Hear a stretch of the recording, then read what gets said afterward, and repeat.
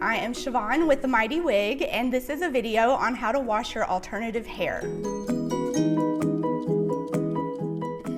So the first thing you want to do with washing your alternative hair, so this is a wig, but this will go towards wigs, toppers, extensions, and anything else that you're washing that includes alternative hair. So number one, you want to brush your wig. When you go to brush your wig and it's not connected to a canvas block, you want to make sure you're not holding the lace at the edge. You want to hold into the base of the wig and just make sure you're getting all those knots out. Anything underneath, if it's super tangled, you might have to go right at those tangles like this. Just making sure you're not putting a lot of pressure on that lace. So first things first is knowing what product you're gonna use.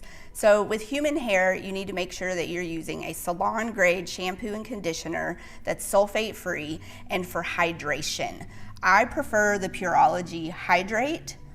And if you're using synthetic hair, you need to make sure that you're using a shampoo and conditioner that is for synthetic hair.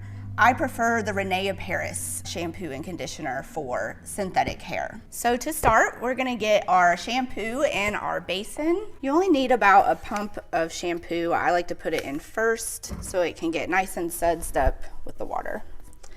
As far as your water temperature, you want to stay in the lukewarm range. You can go a little cooler than that, but try and stay away from using a lot of hot water. And just like when I was brushing it, I'm still not going to hold it at the edge of the lace. So I start by putting the wig in the water, getting it good and wet, just continuously running my hands down it, and this is going to help get any product out of it. I do that several times. You can let your wig soak if it's got a lot of product in it. As far as your cap goes, if you feel like your cap is really dirty, you can come in and use your thumb in the areas where skin and sweat tend to build up on the wig, which is usually in the nape and right behind the ears. If you wear makeup and you have makeup in your lace, you can come in and use your thumb a little more at that lace, but being gentle. You don't want to pull the hair through the lace. And doing this until you feel like the wig is clean, and then dumping your shampoo water. And I just like to rinse under the faucet. Minding your water pressure. You don't want to use a heavy water pressure because it could push your hair through your lace. But just getting all of that shampoo rinsed out. Now going into the ever controversial conditioner on your wigs. Everybody has opinions on whether you should put conditioner at the root of your wig or in the knots. So I am gonna show you how I prefer to put conditioner in a wig, and I think that it is very important that your knots and your roots get conditioned. That doesn't mean that you take a glob of conditioner and just slap it right on the lace. So I'm gonna show you how to make sure they're conditioned in a safe way.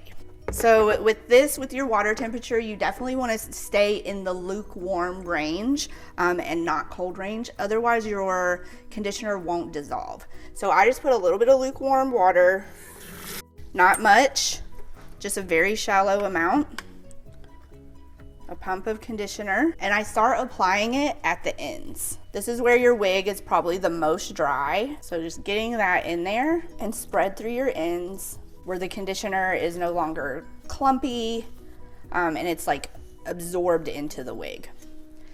Now we're gonna come into this water and allow that conditioner that was put in your ends to go into the water, and you're making like a conditioner water. I like to let the wig soak for 5 to 10 minutes. Moisture is one of the most important things for your wig to have. And once you've let it soak, and again, minding your water pressure and rinsing all of the conditioner out, leaving a little bit of conditioner in your hair just makes the hair feel like it has a lot of product in it. It doesn't feel soft. Now, when I squeeze the water out of the wig, I'm just squeezing it. Don't wring it out. Just squeeze the excess water out of your wig. You can use, I like a good microfiber towel, just to pull out as much of that water so it can dry fast. So I just kind of finger through the hair. If you need to Make sure it doesn't dry with any weird bends.